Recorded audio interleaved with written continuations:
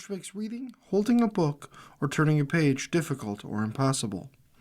The content is copyrighted by the respective publishers. For more information, please visit us on the web at nfradioreading.org. Hello, this is Jim Michaely, and for the next hour I'll be reading from the May 24th, 2026 issue of the New York Times Business section on the Niagara Frontier Radio Reading Service. First up, here's a story titled, As Tech Layoffs Mount, Website Tracks Curdled Mood. On Blind, industry workers rant and share advice anonymously as morale plunges. Stories by Noam Scheiber. In April, 6 months after Amazon began a wave of layoffs that ultimately wiped out 30,000 jobs, a former employee went on the social media site Blind to rant about the end of meritocracy. What's the point of getting a good performance review if you can still be laid off anyway? Blind is a platform for professionals, a kind of LinkedIn meets Reddit, that allows users to post anonymously after verifying their employer through their work email. In response to the post, Blind users identified as employees of Microsoft, Google, and HubSpot were quick to weigh in on the dubious value of performance reviews. Finally, someone from Capital One cut to the chase. This is exactly why you should never sacrifice too much for these companies. You are always disposable to them. Since 2022, large tech companies have collectively laid off more than 150,000 workers, unraveling what many tech workers once perceived as a guarantee of affluence and employability. The threat of being replaced by artificial intelligence has loomed over those who remain. This year alone, Amazon has indicated that it is laying off more than 15,000 workers, Block 4,000, Meta 8,000, and Oracle an estimated 30,000. The shift in big tech has reshaped its culture, according to interviews with more than a dozen workers at several companies. Cooperation and collegiality are on the wane. Chumminess between employees and managers has cooled as mutual suspicion pervades their relationships, and a throbbing economic anxiety infects almost every conversation. Perhaps no site on the internet reflects this transformation more vividly than Blind, where users can post in private channels restricted to employees of a single company, or public channels visible to anyone. When it was introduced in North America in 2015, Blind quickly became a go-to destination for loose-lipped tech workers. It has since evolved from a site where people compared notes on how to ascend the corporate ranks while still knocking off early to hike or practice Pilates, to one where they confess their darkest professional fears and solicit tips on how to survive. Recent discussion threads on the site include, Are layoffs making everyone lick the boot? It's been 2 years since I was laid off, no offer still? And where do the people that don't make it in the Bay Area move to? The whole mood has changed, said Sunkook Moon, a founder and the chief executive of Blind. It went from personal career planning to mass anxiety, to users talking about how hard it is to stay motivated when they might lose their job very soon, maybe tomorrow. Gloomy sentiments. Blind grew out of the kinds of workplace struggles that its users often chronicle. The company's founders worked at a South Korean search engine company called Naver, where employees aired their frustrations on an anonymous message board until higher-ups, weary of the backbiting, shut it down around 2010. Within a few years, Mr. Moon and the other founders set up Blind as an independent alternative. Blind caught on quickly in South Korea, famously unearthing details of an incident involving the daughter of the chairman of Korean Air, who berated a flight attendant for serving macadamia nuts in a bag rather than a dish. The incident, known as Nut Rage, entered the public consciousness by way of anonymous chatter among airline employees on Blind, and later made international headlines. In 2014, Blind's executives arrived in the United States to start a North American version. Desperate to get the attention of employees at Amazon and Microsoft, they threw parties in Seattle and invited tech employees so that Blind employees could schmooze with them in person, and posted flyers on Microsoft's campus. Today, Blind has tens of thousands of registered workers who work or have worked at Amazon and Microsoft, as well as at Alphabet, Meta, Oracle, and others. In North America, the company has more than 3.5 million registered users and makes money by selling companies data and analysis, like which keywords are trending in posts by their employees. Mr. Moon said the site had nearly 100 corporate clients. DoorDash and Roblox had been customers in the past. By most measures, the sentiments that Blind tracks have taken a turn for the worse. During the nearly 4 years before tech companies began major layoffs in the fall of 2022, Meta and Microsoft employees posted about career success. Topics like how to maximize their salary or win promotions, more than 4 times as often as they posted about job insecurity, according to Blind. Since then, the ratios have lurched in the opposite direction. Meta and Microsoft employees have posted about job insecurity roughly 1.5 times as often as they post about success. Meta and Oracle declined to comment. Amazon and Microsoft said they tracked the mood of employees through other means, and Amazon said its internal ratings had remained consistent over the past 8 years. Google did not respond to a request for comment. The shift has had practical effects. A Meta employee said in an interview that some workers on her team now used less vacation time, and that, in a break with custom, people frequently checked on their projects while on vacation. They increasingly worry about getting a job performance review or losing their job if they are not consistently available. The employee, who declined to be identified for fear of retribution, said she and many of her colleagues frequently checked Blind because it could be comforting to see how many other Meta workers shared their anxieties. Employees at several companies said in interviews that their morale was further undermined by the feeling that the layoffs were abrupt and arbitrary, and executed with little empathy. Several Google employees said that in 2023, some colleagues discovered they were being laid off when they swiped their badges to get into the office and found that the badges didn't work. That memory has made mornings a minor trauma for some who remain. The way the first round of layoffs were executed, it meant people experience anxiety about badging into the office, said Hannah Foe, a Google engineer in New York. People still make jokes about this. Longtime Oracle employees said that during previous downsizings, the company had typically informed workers in person or by phone that it was eliminating their jobs, and that managers had often helped them find new jobs within the company. But when she was laid off in March, Cynthia Sloan, a technical writer and manager who had spent almost 20 years at Oracle and a company it acquired, got the news through a generic email that arrived at 3 a.m. A prediction machine? Several tech workers said it was the scarcity of information about possible layoffs that raised their cortisol levels and made it difficult to focus on their jobs. They often filled the vacuum by turning to Blind, which, in addition to posts by workers, features a tech layoff tracker that lists both layoff rumors and those it has confirmed. I was on Blind 5 days a week, said Faith Wilkins, L., a software engineer who was laid off from Oracle in late March after more than 4 years at the company. Ms. Wilkins L., who is part of the Oracle Workers Collective, which is seeking better severance agreements with the company, said that navigating Blind was sometimes stressful because it was hard to know what was true or false. Blind says it has a security team to weed out bad actors, like those who may try to register under fake email addresses. Still, she found it more helpful than not because the layoffs came as less of a shock after she spent time on the site. I was trying to get prepared mentally, she said. Blind said the number of users working at Microsoft and Oracle had nearly doubled since the end of 2021, shortly before mass layoffs began in the industry, and had more than doubled at Amazon and Google. The number of users at Meta during that time has nearly tripled. One current and former Amazon employee said that their one current and one former Amazon employee said that their coworkers alluded to Blind so often on internal messaging channels like Slack that managers sometimes addressed rumors that bubbled up from the website. Blind is capitalizing on the increased interest with new products. It plans to unveil a service called Blind AI, which will allow employers to simulate their workers' reactions to certain changes, like a stricter in-office rule.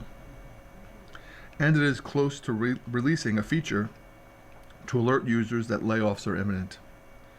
The hitch, Mr. Noon said, is deciding when exactly the notifications should be sent. When an employer announces layoffs, when it files a layoff notice with the government, or simply when the layoff chatter on Blind and other social media sites intensifies. The latter may seem like a low bar, and no one would claim that the site is immune from misinformation. But as the past several months attests, rumors on Blind have a habit of panning out. Let's look at the Shop Talk column by Laura Kelly. Title is Meat Computer, M-E-A-T, computer. This is a term first used in philosophy and cognitive science circles that has lately taken on a more ominous cast. Moo. The relationship between mind and machine has long fascinated philosophers and scientists who have likened the human brain to clocks, chronometers, and in more recent decades, computers. In the early days of artificial intelligence, academics referred cheekily to humans as meat machines. Lately, this framing has trickled into the vernacular of tech executives. Elon Musk posted on social media last summer, "We are all dumb meat computers compared to digital superintelligence." Andrej Karpathy, an AI executive and a founder of OpenAI, wrote in a widely read post that AI research used to be done by meat computers in between eating, sleeping, having other fun, and synchronizing once in a while using Soundwave Interconnect in the ritual of group meeting. That era is long gone. Larry Ellison, a co-founder and the executive chairman of Oracle, said in a 2025 event, "The brain is very specialized.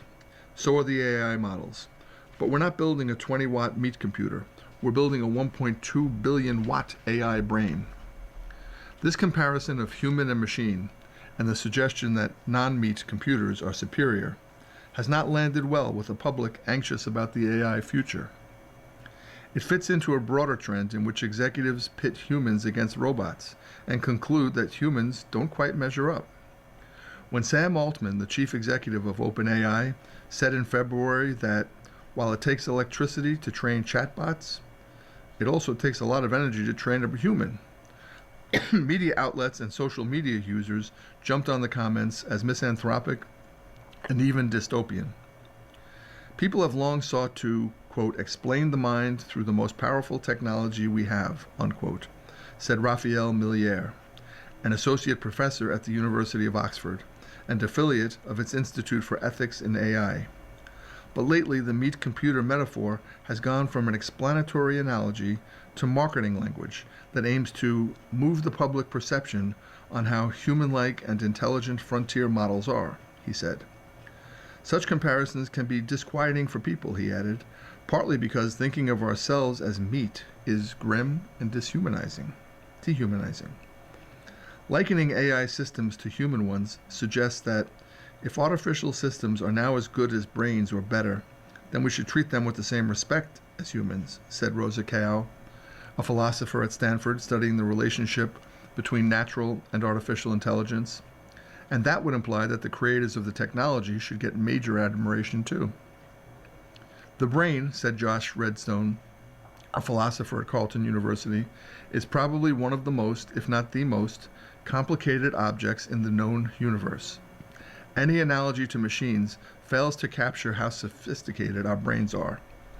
And though some philosophers, including him, find the meat analogy helpful, many members of the general public don't like to think of humankind in this way. The analogy, he said, misses what we think is special about ourselves. In 2022, in response to another executive's posts about humans and AI, Mr. Musk invoked meat in a more oblique way. "Our computer is made of meat," he posted, and linked to a 1991 short story, "They're Made Out of Meat" by Terry Bisson. In the story, interplanetary visitors are shocked to find that humans can use their meaty brains to think. "Thinking meat? You're asking me to believe in thinking meat?" one says. "Yes, thinking meat, conscious meat," the other alien responds, adding, "The meat is the whole deal. Are you getting the picture?" You are listening to a reading of articles and features from the New York Times business section on the Niagara Frontier Radio Reading Service. This story is titled, "Is the Bond Market Signaling Danger or Opportunity?" Interest rates for long-term Treasury securities have surged to levels not seen since the Great Recession in 2007. Tiny changes are often nothing more than that, small, meaningless shifts. I tell myself that whenever I gain a couple of pounds. Who cares? It doesn't matter, unless it turns out to be a trend and my pants no longer fit. Bond yields are a little like that. Small increases don't really matter. But when they continue, and when those yields cross certain thresholds, those increases can matter a great deal. Bond yields and prices move in opposite directions. Falling prices and ascending yields over the past couple of weeks have broken through important psychological levels, including at least one that was last breached in 2007, just before the great financial crisis. Climbing yields means higher costs for mortgages and loans, adding expenses for ordinary people and business executives alike, and ultimately slowing the economy. Whether the bond market right now is signaling serious trouble ahead or simply offering investors some enticing deals can't really be known. But suddenly it's worth paying close attention to those tiny changes in numbers. Consider that on May 13th, at the government's auction of brand new 30-year treasuries, buyers demanded an interest rate of 5.046%, and that a yield above 5% had not been required to sell those bonds since 2007. On the open market, 30-year treasury bonds were trading with yields just below 5.1% on Friday. Recall that 2007 marked the start of an enormous recession, deep unemployment, and a tremendous downturn in the stock market. Yields fell sharply as the economy shriveled and demand for goods and services shrank. The Federal Reserve cut short-term interest rates to near zero, and the bond market dropped longer-term rates too. Those were terrible days. That kind of calamity hasn't happened this year, and it may not occur at all. But the shift in bond yields is arresting, and it would be foolish to ignore it. It may well signify intensifying concern in the bond market about inflation, set off in part by the spike in oil prices due to the war in Iran and the extra costs stemming from President Trump's tariffs. The stock and bond markets have been diverging, as I've pointed out in previous columns. Swept up in enthusiasm for artificial intelligence, equity markets have been shrugging off the war, tariffs, and other real-world problems far more easily than the bond market. But at some point, if bond yields rise sharply and rapidly enough, stock investors will have a hard time maintaining their optimism, which is based primarily on the potential for profits from AI. Rising bond yields could eventually slow economic growth so much that there could be a global recession. On the other hand, if the war in the Middle East ends soon and oil prices drop, reducing the threat of runaway inflation, bond yields could decline, producing profits for bond traders. And long-term investors who lock in today's rates could benefit for years from a richer income stream. Does it make sense to be relaxed about higher yields or to worry about them? Alas, like the prudent response to putting on a few extra pounds, the answer is undoubtedly a little of both. There's no need to panic, but it's not wise to be complacent either. A global issue. Rising bond yields are not just a U.S. phenomenon. Interest rates have been climbing around the world. Each country has its own idiosyncratic problems. In Britain, for example, yields on long-term bonds, or gilts, have been trading close to their highest level in 30 years, partly for political reasons. There have been perceptions of instability in the Labour Party government led by Prime Minister Keir Starmer, since it endured big losses in local elections this month. Even so, traders in the global bond markets have generally been bidding down bond prices and raising yields, often in response to a worldwide threat of higher inflation posed by the war in Iran. The war has frozen the decision-making of many central banks, which control the shortest-term interest rates. What has happened is that the effective closing of the Strait of Hormuz, through which most of the world's energy supplies and fertilizer move, has already led to higher prices for oil, natural gas, and gasoline at the pump, and to rising costs for businesses, farmers, and consumers in the United States and much of the world. Whether this is a temporary problem will depend on the conduct of the war and its aftermath, how quickly the strait reopens, how safe it becomes, and how much damage has been done to energy infrastructure in the Persian Gulf region. But with a higher rate of inflation, investors naturally expect to receive higher rates of interest for their money.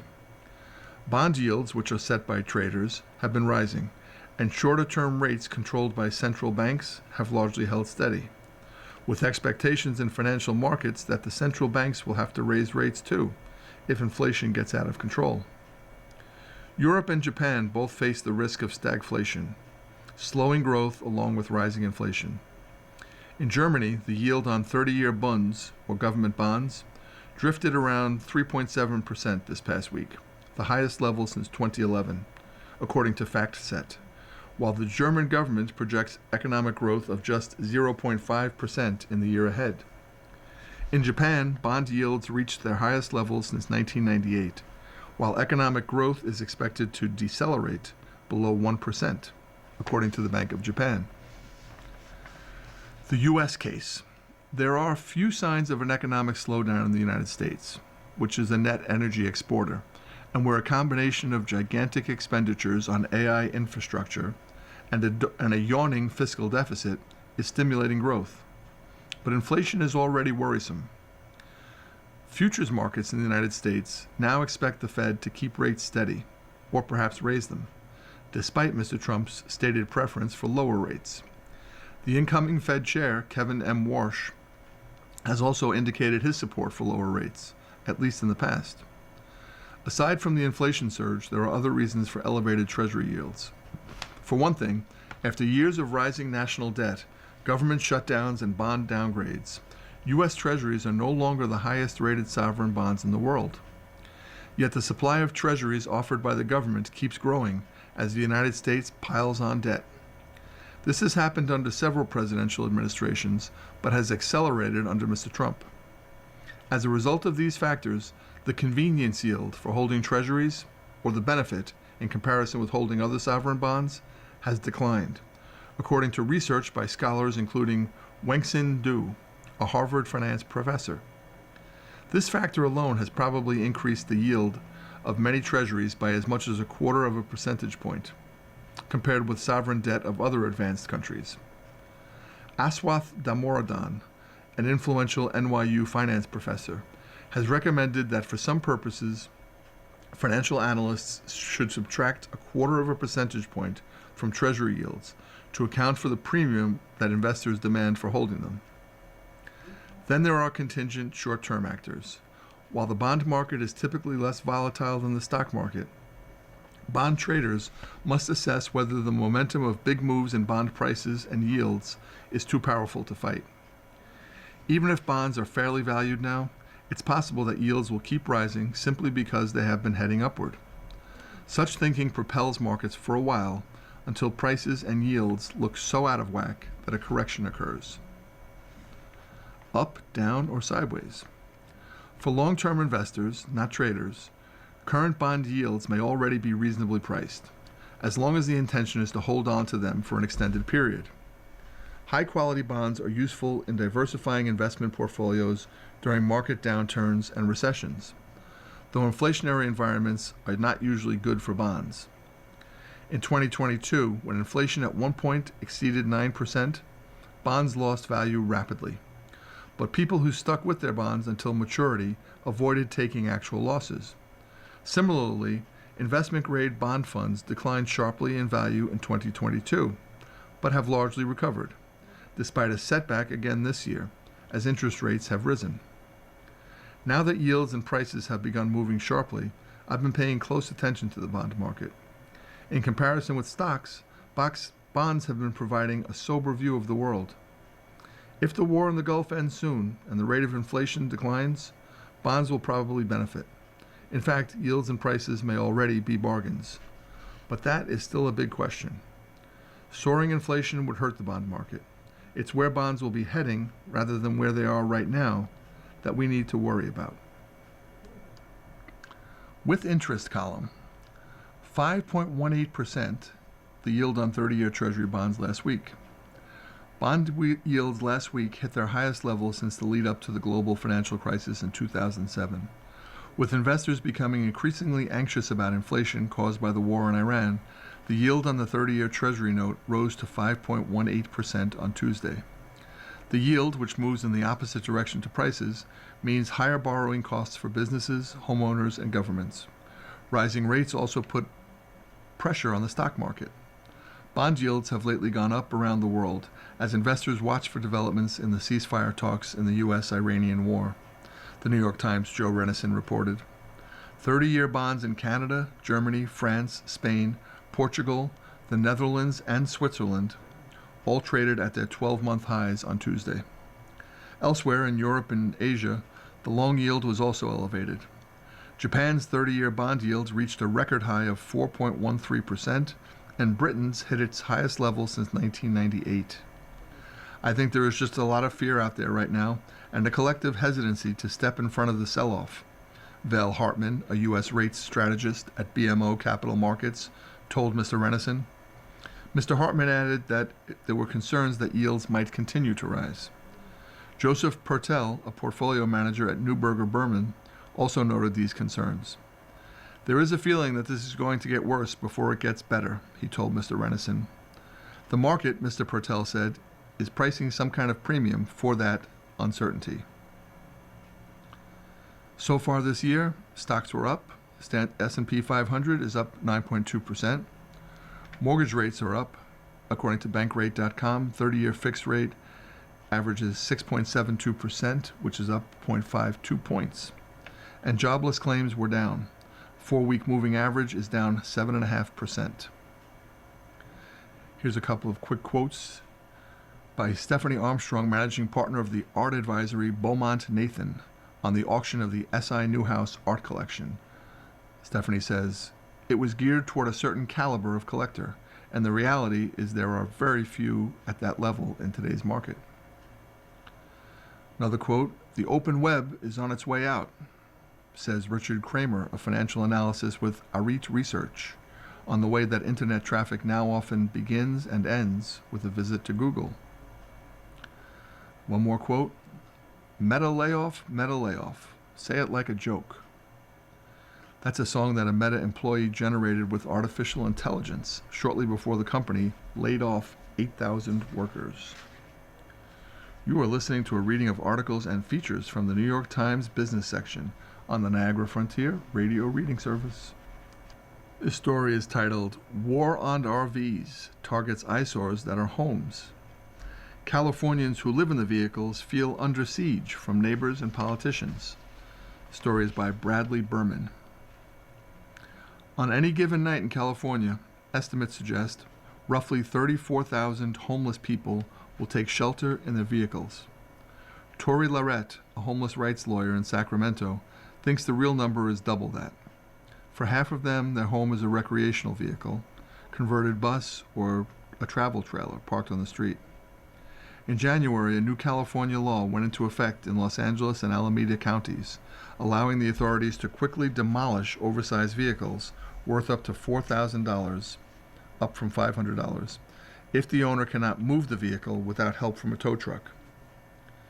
"The whole state is waging a war on RVs right now," said Ms. Larette, who is also the research director at the National Vehicle Residency Coalition. For 3 cloudless days in March, Sam Lutzker and I crisscrossed Los Angeles, hearing stories about life in RVs. Mr. Lutzker, 33, has weeks left before 3 years of field research for a PhD in sociology at the University of California, Los Angeles, gives way to writing his thesis. "I care about these individuals deeply," he said. The center of his fieldwork is City Council District 11 in Los Angeles, where Councilwoman Tracy Park spearheads towing sweeps. When RVs are removed, she publishes social media posts about her success cleaning the streets. Local businesses and residents organize against oversized vehicles and sometimes hire private security companies to press RV dwellers to move, even when the vehicles are legally parked. Ms. Park describes RV dwellers as living in mile-long encampments of dilapidated nuisance vehicles, where crime and unsanitary conditions are rampant. "There's widespread illegal dumping, including of human waste," she said. "These encampments are a public health emergency, a public safety emergency." Mr. Lutzker, whose study includes about 90 people living in vehicles, places the population along a spectrum that includes economic hardship, drug abuse, personal trauma, and a deliberate choice to live outside conventional housing. He said many were scattered solo or in small groups on side streets, not in encampments.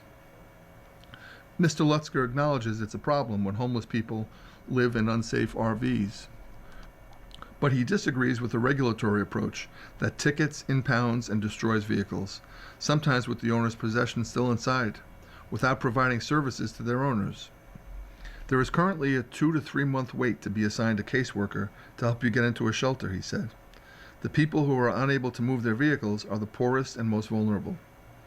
A lot of these operations will force like 15 RVs to move, he said. They know they're not going to get all those RVs. They're doing it for the 3 or 4 that are left over. Advocates say RVs are seen as an eyesore, the most visible sign of California's homelessness crisis. Neighbors and politicians want them gone. It comes down to aesthetics, Ms. Lorette said. Compassion fatigue around unsheltered homelessness in California has never been higher. I was riding shotgun as Mr. Lutzker turned the corner onto the industrial side street behind Google's Los Angeles office in the Venice neighborhood. I counted 5 oversized vehicles, including a 27-foot pale yellow school bus. That's where we met its owner, Chanel Lara, 29, a Fresno transplant. Ms. Lara came to Los Angeles to avoid the oppressive heat in the Central Valley and to escape poverty. Her family relies on welfare, she said, adding, "Why not go somewhere where I have more opportunity?" 5 years ago, Ms. Lara drove to Los Angeles in a Nissan Maxima, even though it meant sleeping in it. The Maxima broke down, becoming a metal tent, she said. Since then, Ms. Lara has lived in various vehicles while working soul-sucking jobs in coffee shops and home care.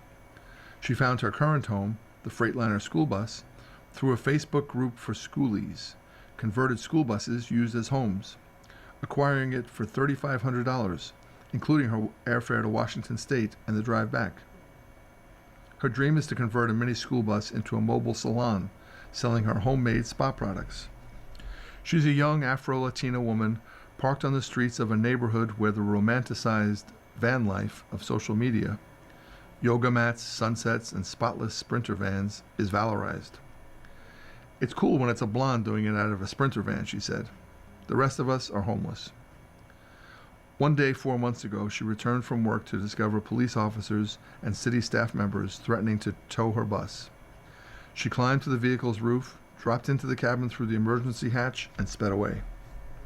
For decades, Los Angeles has alternated between sweeping encampments and court-ordered restraint. In December 2022, Mayor Karen Bass began Inside Safe, a program to move people from encampments to hotels until permanent housing, which remains in short supply, becomes available. After the city spent $300 million, the results are mixed. 2 years of declining street homelessness, though a RAND analysis suggests an undercount, offset by a 40% return to the streets among Inside Safe participants.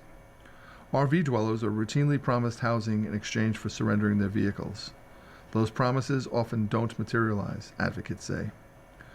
We headed north to the Sherman Oaks neighborhood.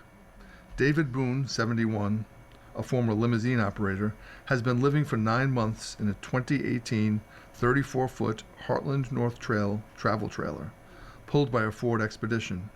He's parked next to a Mercedes dealership, which does a brisk business in selling high-roof luxury Sprinter vans.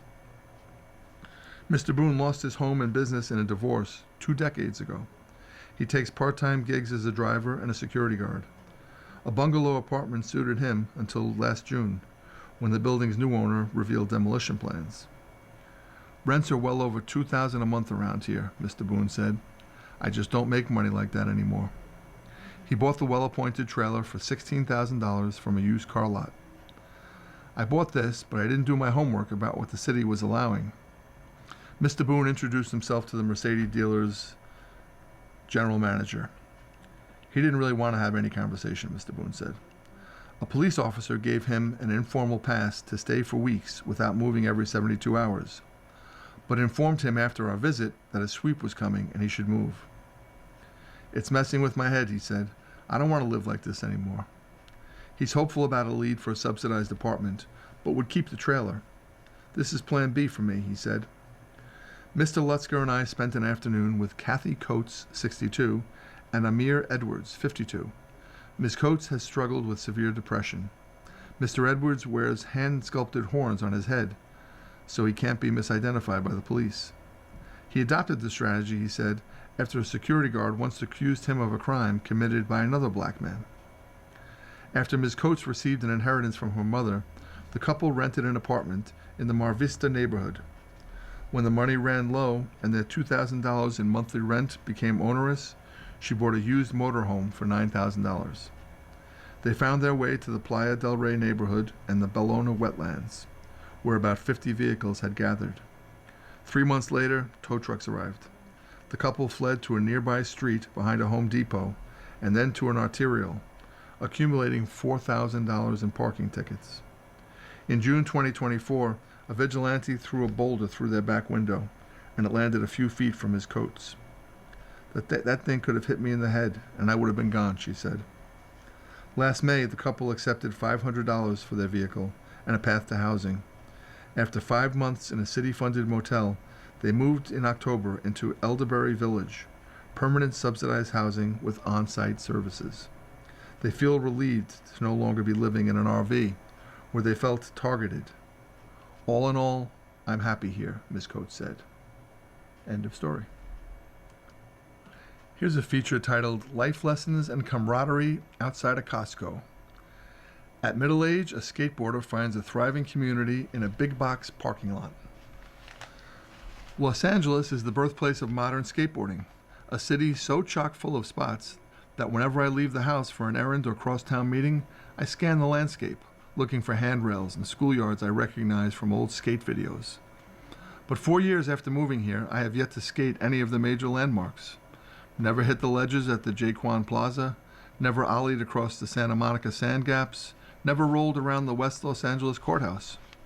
Instead, a few mornings each week, I get up early and head to a Costco parking lot. I am drawn there by a pair of parallel curbs that were designed to corral shopping carts. Unbeknown to shoppers on their way to rotisserie chicken and pallets of toilet paper, the curbs are world famous. Their image has been reproduced on stickers, t-shirts, and skateboard graphics. Pilgrims fly across the country and from Europe to skate them, sometimes taking dimensions so they can mold replicas back home. In January, when Nike released a limited edition skate shoe under Costco's Kirkland brand, it was an Easter egg for those in the know. When I tell my normal friends about the curbs, they often ask if there is some unifying feature that makes all Costco parking lots great for skating, or if this particular Costco's curbs are somehow extra special. The answer to both is not really. The curbs at my Costco are double-sided, meaning they have level asphalt on either side, which allows you to perform popover tricks that are impossible on sidewalks and planters. But mostly the spot is known because people in LA started frequenting it. As videos spread on social media, more people showed up, and the cycle of skate fame commenced until one day Costco curbs were recognizable to skaters around the world.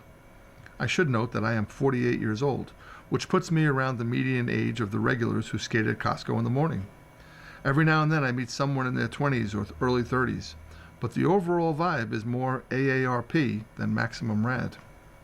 What I love about Costco is that it is the perfect expression of how skateboarders can turn even the blandest form of American architecture, the big box parking lot, into a thriving community space. At a time when people are lonely and disconnected, a bunch of 40 and 50-year-olds gather around low-stakes terrain, reconnecting with old friends and joking about tricks they can no longer do. One morning last August, I arrived at the lot around 7:30 and found Jason Filippo, a 55-year-old Costco regular, clearing pebbles with an electric blower. Filippo was there with David Chaikin, 59. The last time they had seen each other was almost 40 years earlier, when they were both arrested while skateboarding in a drained municipal pool in South Carolina. Chaikin now lives in Texas and was in LA to visit his 30-year-old son. They had organized a reunion session at Costco over Instagram. If not for skateboarding, they probably would never have crossed paths again. Chaikin has gray hair, fused vertebrae, a repaired rotator cuff, and 2 metal plates in his left arm. On the morning I met him, He was wearing a single elbow pad on the bum left side. His right arm had a tattoo of a cup of coffee under the words Mug Life. As Chaikin rolled around getting warm, Filippo rubbed wax on the curbs, spritzed them with sealant, smoothed the droplets with a rag, jumped rope for 2 minutes, and cued Eric B. and Rakim on a portable speaker. Popular spots are where skate history gets written. The Del Mar Skate Ranch, north of San Diego, was where a young Tony Hawk learned to fly in the early 1980s. A decade later, Embarcadero Plaza in San Francisco set the template for the urban-centric street skateboarding that is now the sport's main voice. The Costco I go to, whose precise location in LA County I am not going to reveal because no one who skates there wants to ruin it, reflects how skateboarding now extends deep into middle age. It is a place where loss comes into focus, and just showing up is a win. After Filippo completed his prep ritual, I asked him if, like me, he found skateboarding to be more meaningful now that he is closer to the end than the beginning. For sure, he said. It's that feeling of, it's still possible. Curb enthusiasm. Curbs are the closest thing skateboarding has to a universal training ground. They're the first thing you ollie up, the first slick surface you slide across, the first right angle you grind through on your axles. Ask almost any skateboarder where they started out, and more often than not, the answer is the curb in front of a local school, or behind some jack-in-the-box, or a branch of the Department of Vehicles, where the slick red paint denoting no parking is the skate equivalent of being dipped in gold. For me, it was a white curb behind a small office complex in Napa, California, where I went to high school. My friends nicknamed the spot Solar Crisis because it was lit by a towering light pole whose fuzzy glow reminded us of the unstable sun in a bad science fiction movie of the same name.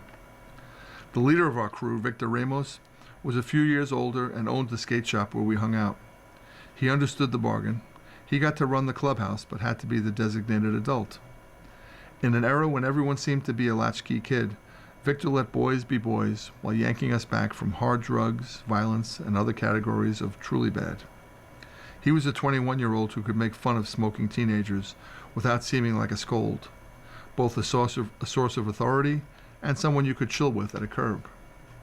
In California and much of the rest of the country, curbs tend to have an angled base that engineers call the batter. The batter carries a small ramp whose purpose is to redirect wayward tires back into the roadway. It also makes curbs a great obstacle for skateboarding. When hit just right with skateboard wheels, the batter kicks the rider atop the curb and makes a loud slap right before the axles tear into concrete. Skaters call this a slappy.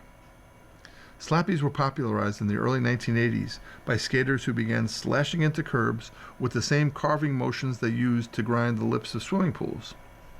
By the time I got heavily into the sport in the early 90s, they were considered a retrograde trick.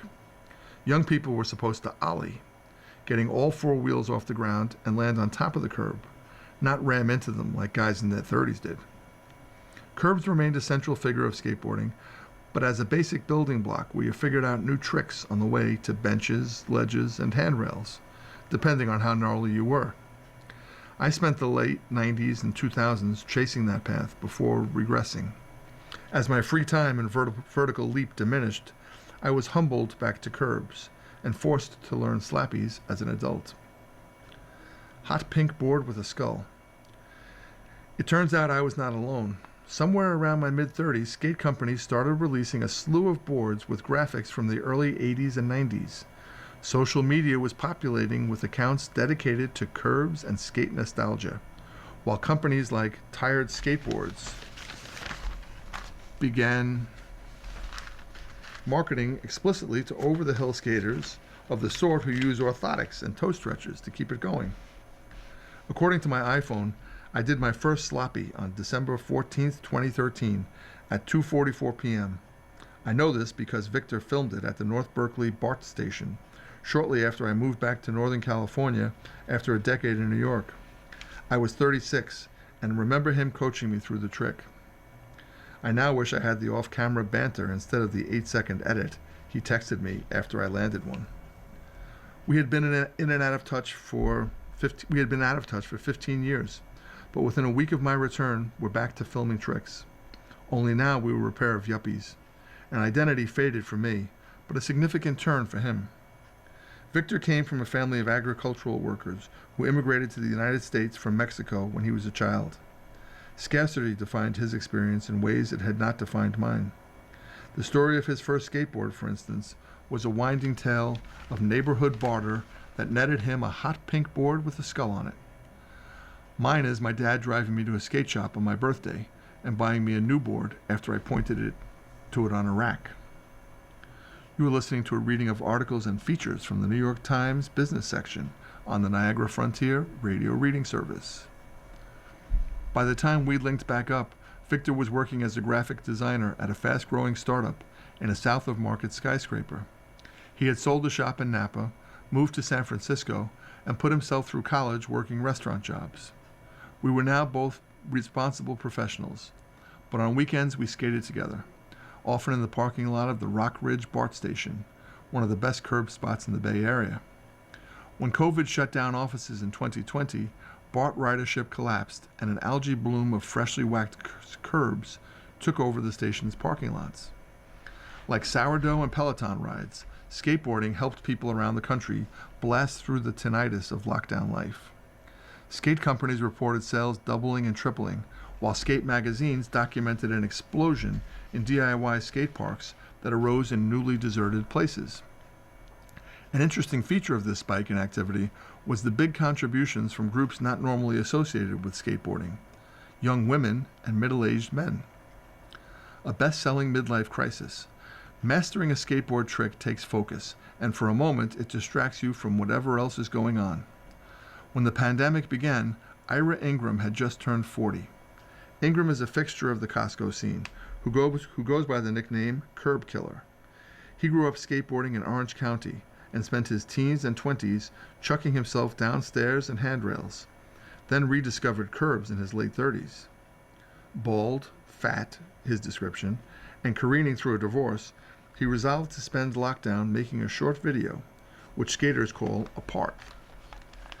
The part, called Midlife Crisis, is a compilation of curb tricks broken up by outtakes with the spectacle of a 250-pound man slamming into concrete. Half of it was filmed at Costco, and in an accompanying interview, Ingram talks about how skateboarding helped him through one of the darkest moments of his life. The sport is his therapy. It's his link to friends and music.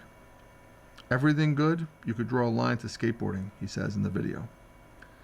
Midlife Crisis came out in August 2021, about the same time that Heroin Skateboards began selling a Curb Killer skateboard with Ingram's name on the top. The board has a wide egg shape that was popular in the early 1990s. Splayed across the bottom are cartoonish horror graphics of an egg in a hockey mask, holding a bloody machete that is used to mutilate a pair of curbs that are obviously the ones at Costco. The Curb Killer sold out in days and helped transform Heroin from a niche brand to a top-selling skate company. 5 years later, Heroin is now selling the Curb Killer 9. Ingram asked me to make clear that while he is good on curbs, he is not, quote, a real pro skater. That is in fact his appeal. He skates like a normal guy having fun, and it reminds you of being with friends. Some news.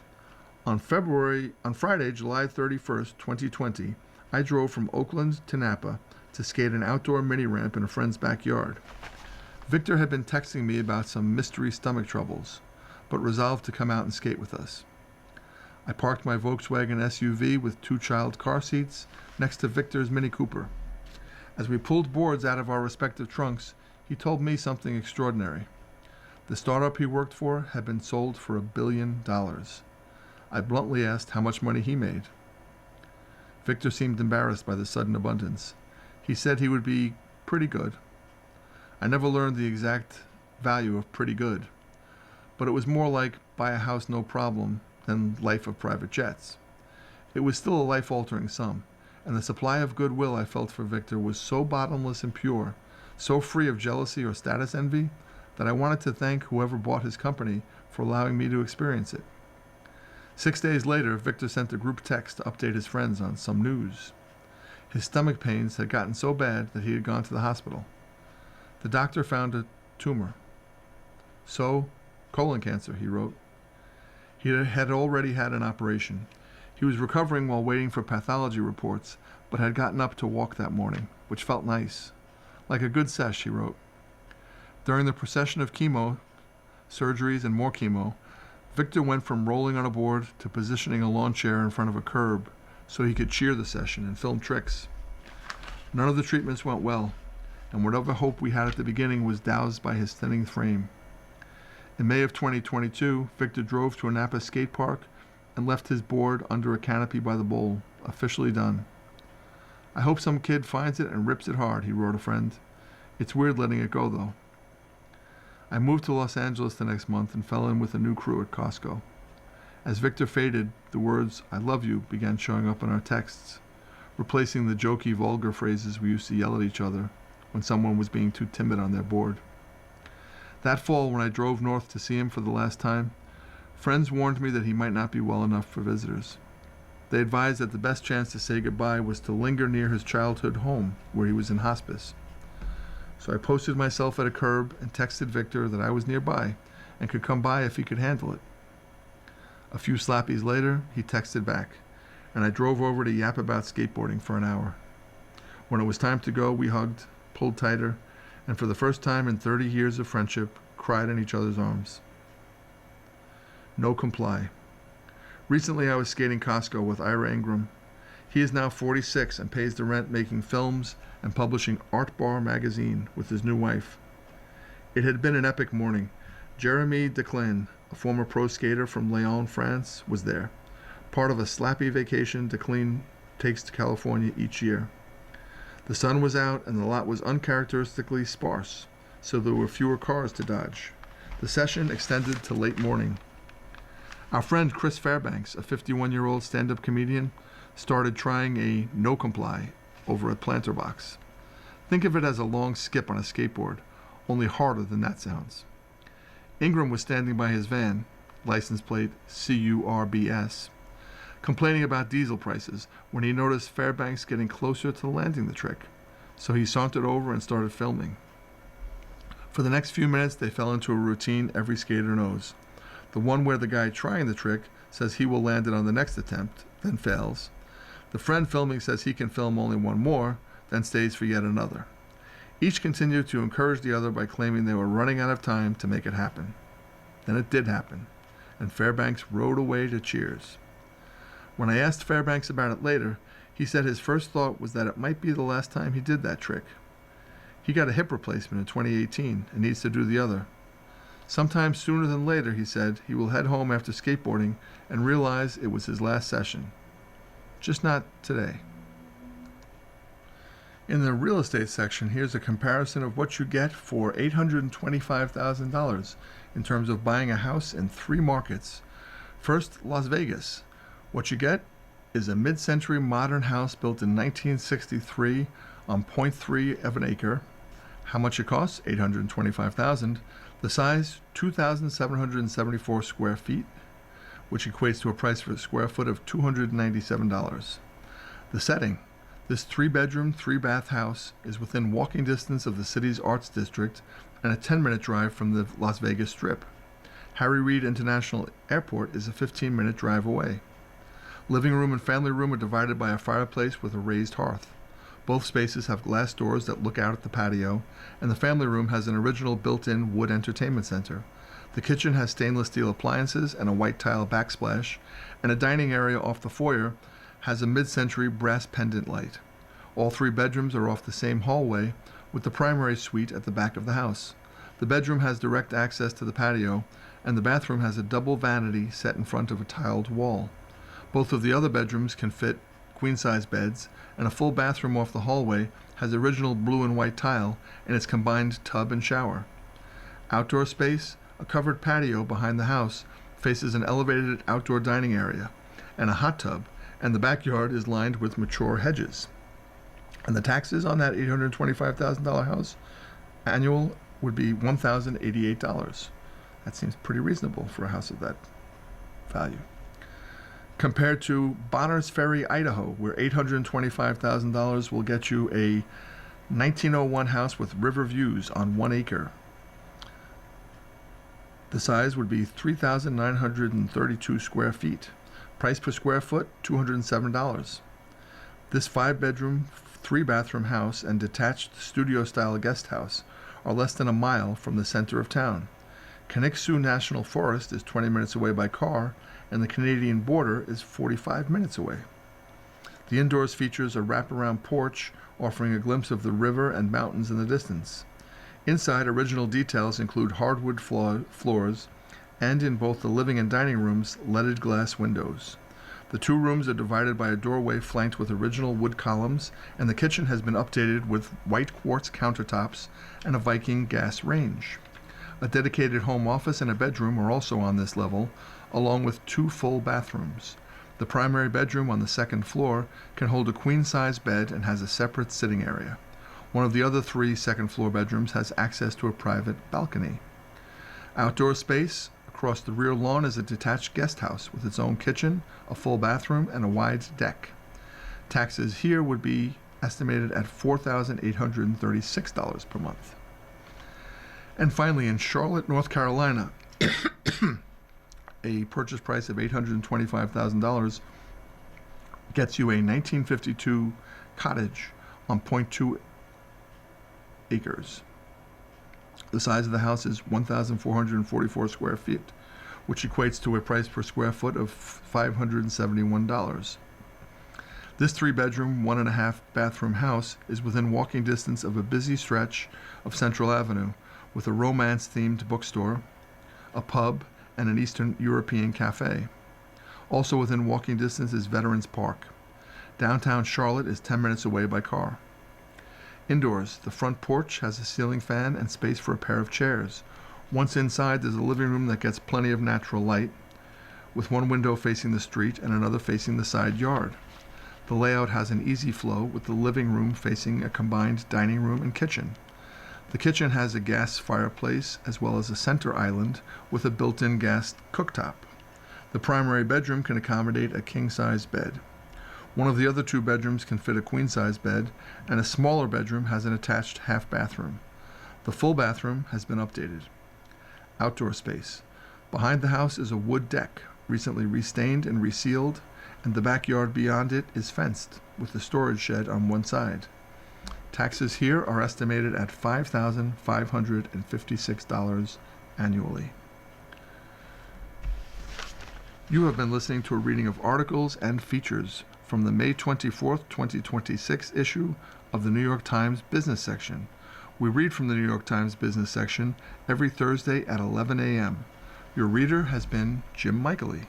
Thank you for listening. Coming up next on the Niagara Frontier Radio Reading Service, we have the USA Today. At 2 o'clock with episode number 4 of 1929 by Andrew Ross Sorkin. Stay with us for these readings and more.